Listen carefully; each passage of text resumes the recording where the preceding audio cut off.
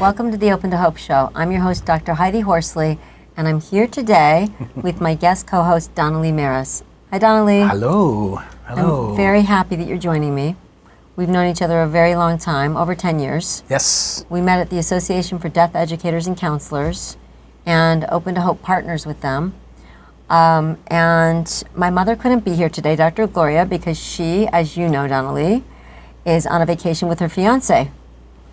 Good for her. Yes, and you saw her a couple weeks ago, Yeah. because you had a barbecue on your roof deck in Soho, which was really fun. And she brought her book, Open to Love, The Secrets of Senior Dating. She did. So my mom and her fiance wrote this book, and as you know, Doneley, all proceeds go to the Open to Hope Foundation. If you know anyone looking for love after loss, please get the book. My father died in 2020, and my mother has found love again. Good for her. I know, right? You go, Glow. So we're going to talk today about something pretty interesting.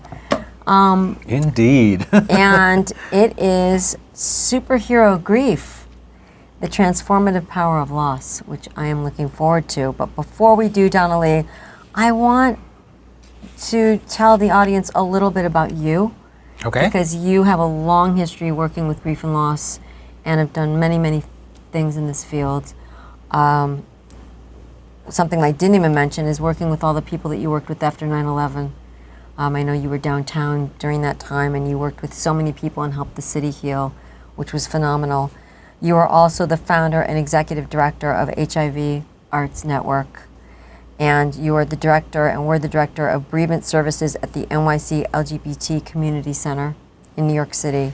And you chair both the HIV, AIDS, and LGBT committees at ADEC. And you're an adjunct faculty at NYU and Hunter College. So thank you for taking the time to be with me. I love to being there. I know how busy you are. So, Doneley, like I said, we are going to be talking today about superhero grief, the transformative power of loss. And we have guests Lindsey Whissel Fenton, who's closest to us. Our superwoman, is it superwoman? It's Wonder Woman. It's Wonder Woman. No, Why do I Wonder keep saying that? Wonder Woman. It's however you see it. Dr. Jill Harrington in the middle here. I love the outfit. And Greg Adams is next to Wonder Woman. So Which is not a bad place to be, really. I love it. So yes, let me introduce the three of you, and then we'll get into Doneley, what is superhero grief? Exactly. That's going to be my first question. Yeah, right? Okay, so Lindsey Whissel Fenton. Lindsey is an Emmy Award-winning filmmaker, international speaker, senior producer, and director at PBS affiliate WPSU. She is the creator of Speaking Grief and Learning Grief, which is a free online resource to help support kids navigating loss. She serves on the board of directors for the National Alliance for Children's Grief and is the founder of Empathic Media and host of the Apologies podcast. Welcome, Lindsey. Thank you. Happy to be here. Next to her is Dr. Jill Harrington. She is the assistant professor of social work at Marymount University, has a private practice in the Washington, D.C. area, and is on the board of directors for the Association of Death Educators and Counselors. She is on the advisory boards of Hospice Foundation of America Autism and Grief Program, as well as TAPS, which is the Tragedy Assistance Program for Survivors. She is also the creator and lead editor of the book, which we will be talking about today, Superhero Grief, The Transformative Power of Loss. And next to her is Greg Adams. Greg is a program coordinator for the Center for Good Mourning and staff bereavement support at Arkansas Children's Hospital. He is an adjunct professor at the University of Arkansas Little Rock and the author of Adam Gets Back in the Game, a children's storybook about coping with grief and loss.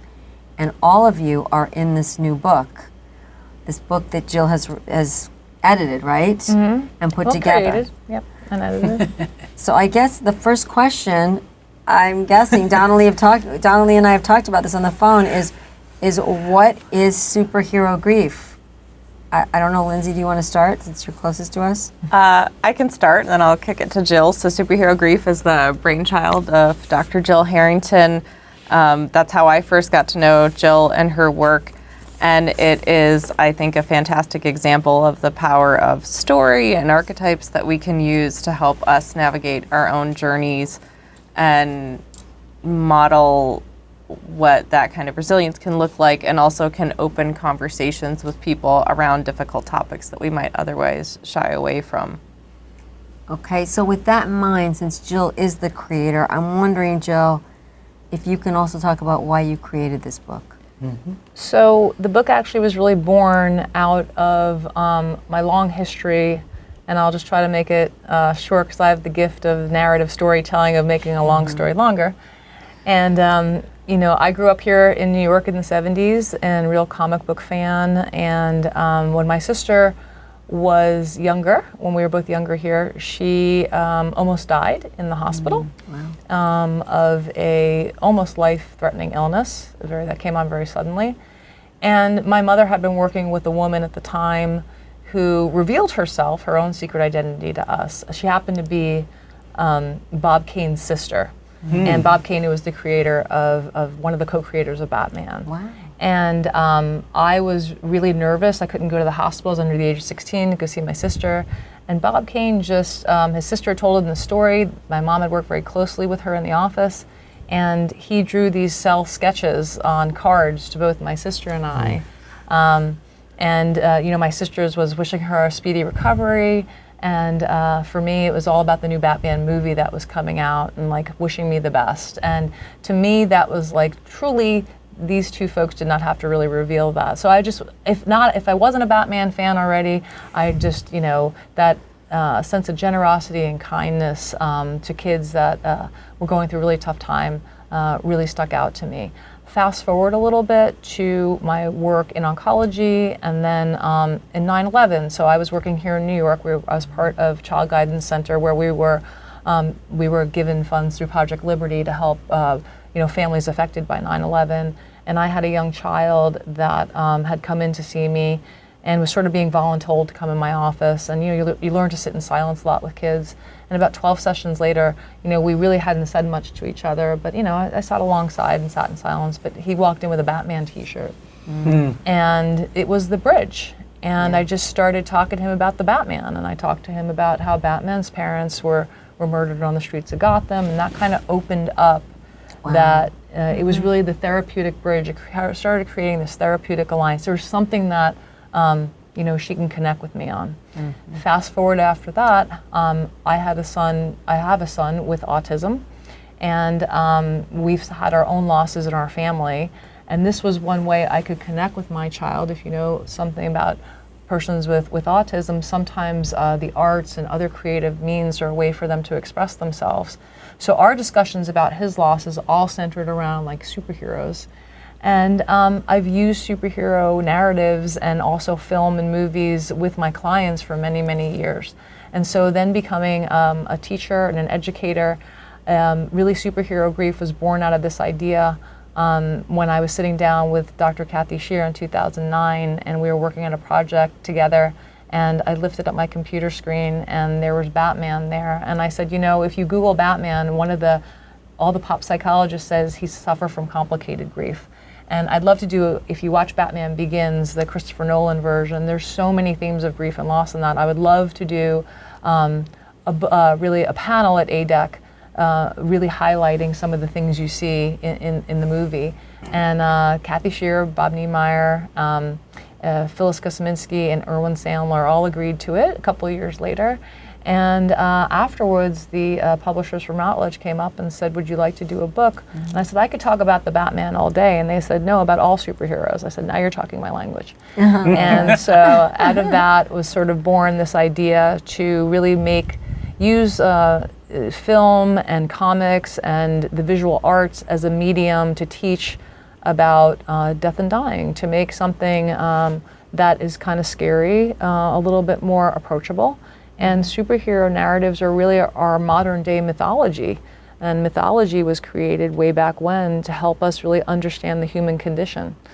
And so these are stories written by humans for humans about the human condition. And oftentimes superhero narratives, the superhero journey starts on this trajectory, which starts with primarily a traumatic loss. And most of those losses are the death of someone being killed, either a parent or a very close family member. Yeah. And that person is either imbued with powers or finds a way to make meaning. And people often ask me, the killing or homicide is sort of the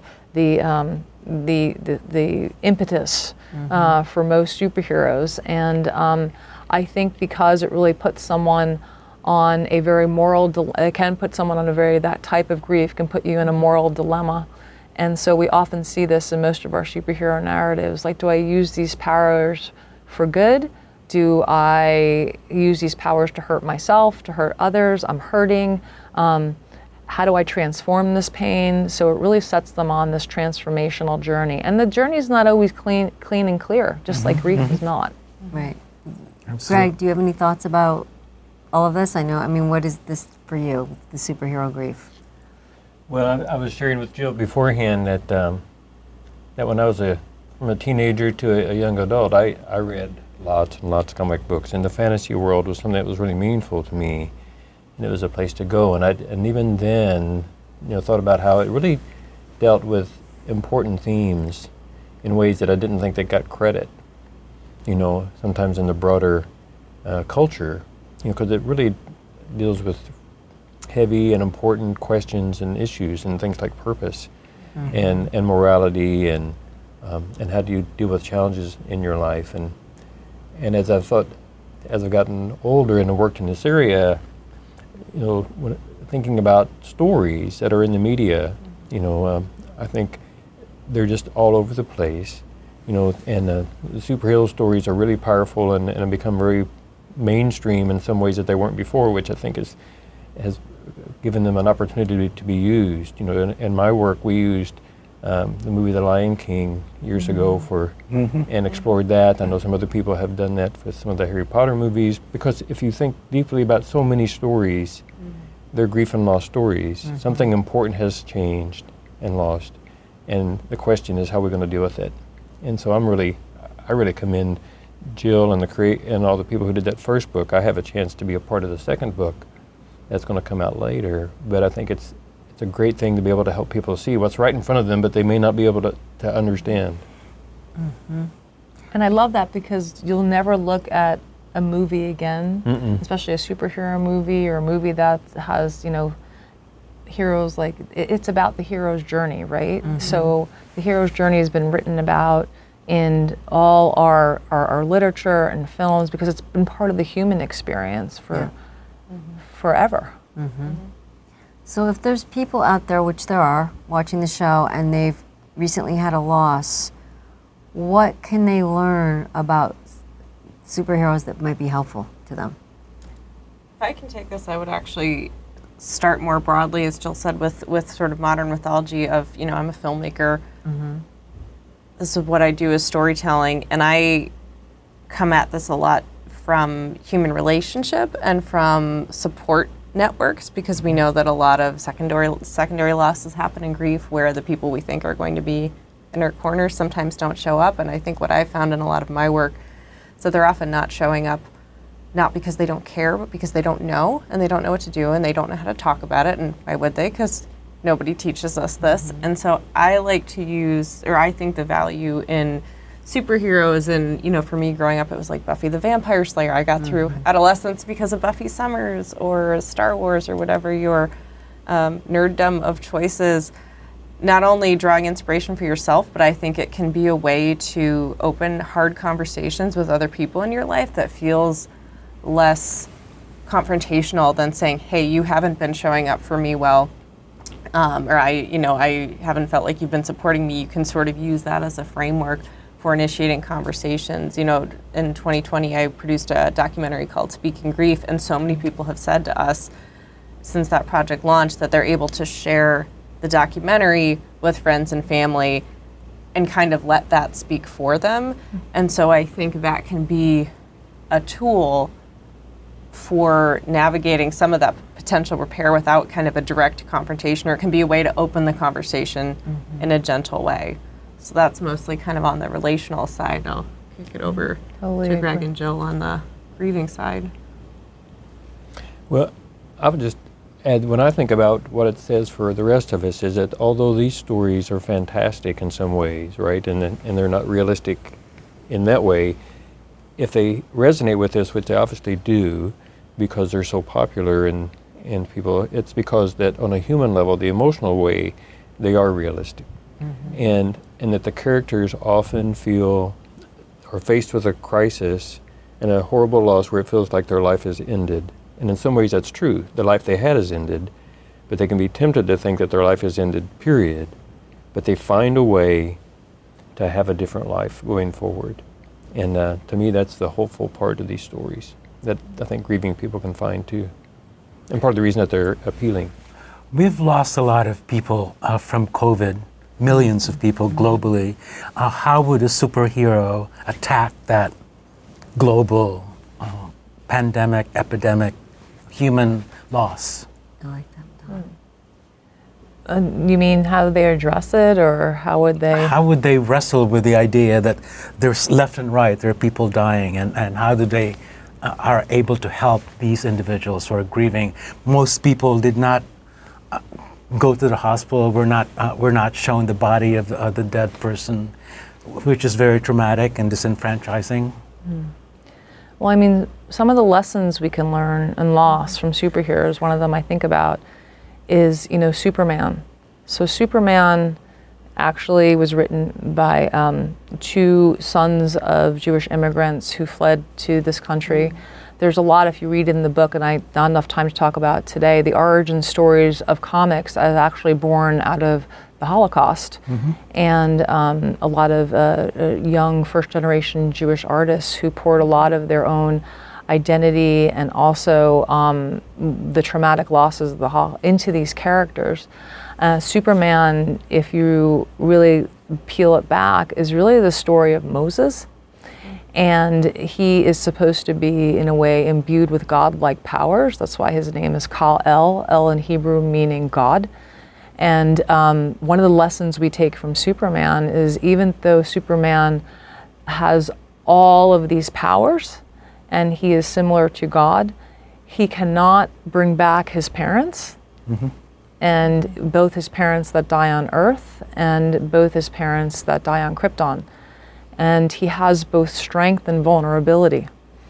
And so sometimes, with this overwhelming wave of grief, no one hero could do it alone. And that's where another lesson we learned from some of our superhero narratives is that oftentimes when there's world crises, that are people with all different abilities have to team together. And we have that, in the Justice League, and we have that in Marvel and the Avengers.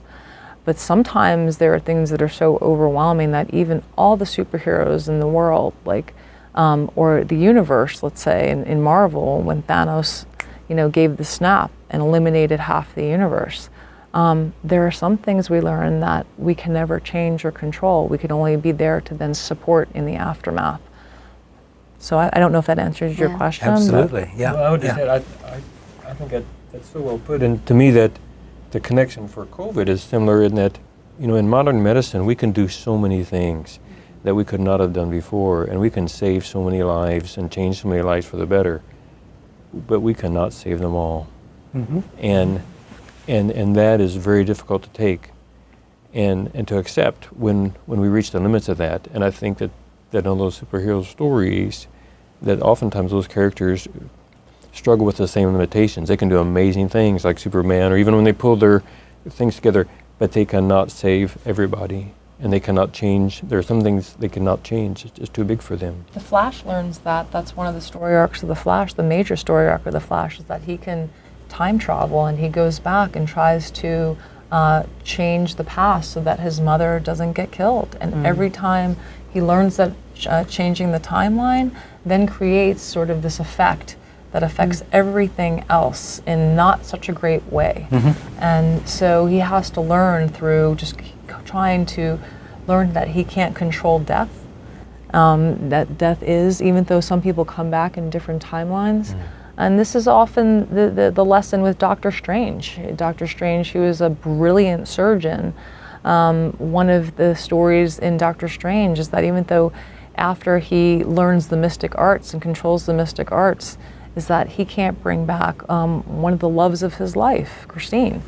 And so there are limitations to all of our powers, but I think what we could also apply to COVID is that sometimes when there's overwhelming loss like that, there's no one hero. That I think the humans acting in heroic ways to each other during times like the pandemic and afterwards.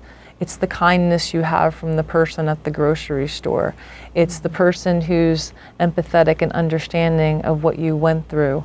It is I know after my dad died, going to the Department of Motor Vehicles, which is never a fun thing to do, to re-register the car. And I remember the lady just looking at my dad's death certificate, and instead of just bureaucratically stamping me and saying, okay, next, she's like, I'm really sorry for your loss. And to me, it's those very small acts of heroism that will help, I think, humanity get through major world tragedies, such as the pandemic.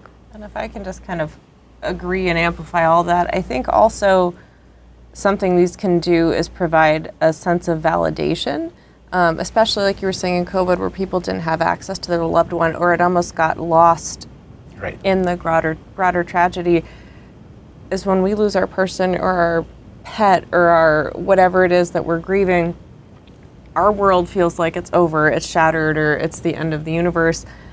And the harsh reality is that life goes on and everybody else around us seems oblivious to that. And sort of watching these where it is this catastrophic world-ending events played out, I think almost speaks to that inner experience that gets diluted by daily life and kind of just gives voice to that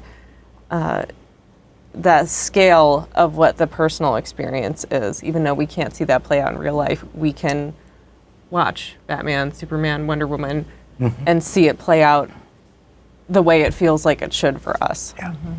I'm wondering if y'all could just give us, because we're wrapping up, a couple of coping skills that a superhero would say to some things that they would do after a loss that might help people out there that are right now struggling after a death.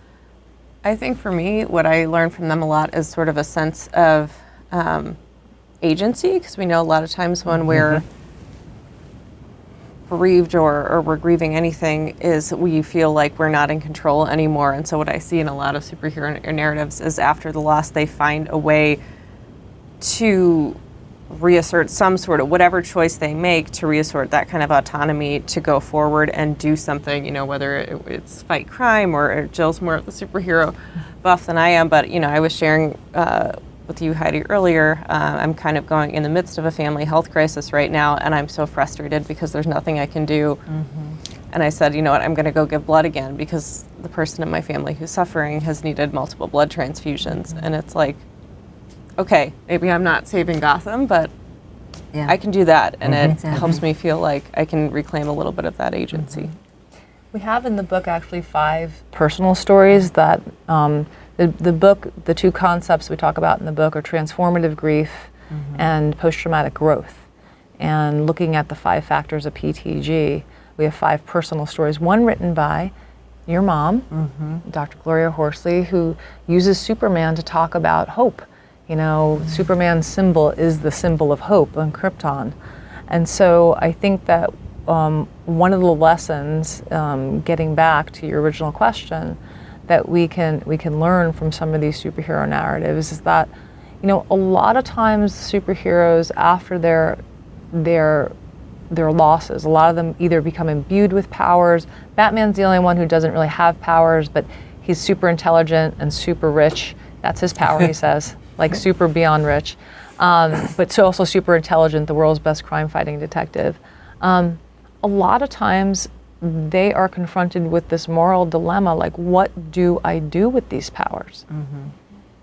I can hurt people, I can hurt myself, I can hurt others. And so I think that the journey to the transformation, or the bending and breaking of the pain of grief, is something that can make us, break us, and also kind of point us in a direction where it's not just a clear trajectory. I often hear the criticism of grief is like, you know, a superhero loses somebody and then they're just super heroic and they power through it. That's not the true story of most mythological superheroes. Is that they go through pain, they go through tragedy, they go through questioning, they go through trial by fire. You know, it's not linear. It's not linear. That's right. And Greg? You know, with that, we sometimes use the Henry Nouwen metaphor being a wounded healer, and I think that all those heroes are wounded heroes in that regard. And that when I think about if somebody was trying to look at those stories and get something to build on what was already shared, is that life is different, and it can be really horribly different in ways that are painful. But it doesn't have to be the end, and how we choose to respond to it makes a difference. And then that's where the agency comes. There are so many things we can't change. Like we can't go back and change the past, and if we did, it would complicate things. But there's things that are just beyond us. But we do have some choices about how we use the experiences that we have, and that's not just a one-time decision. That's going to be a decision that we're going to make over and over. But there's hope in that, because so much of the good that happens in this world, in the superhero world and in the real world, it's because wounded people have chosen to use their experience in ways to benefit others. Well, thank you all. It's quickly, wonderful. yes, this was great. We're sorry we have to wrap up, but very quickly, give us where we can find you, Greg. So you can find me at goodmourningcenter.org, MOURNING, goodmourningcenter.org. Okay, and Jill? Superherogrief, all one word.com. Lindsey? There's a couple. There's speakinggrief.org, learninggrief.org, or lindseywisselfenton.com. Great. Doneley, thank you. This was great. Thank you. Thank all of you Wonderful. for being great Thank you. guests. And we would just like to say, if you've lost hope, please lean on ours until you find your own, and God bless.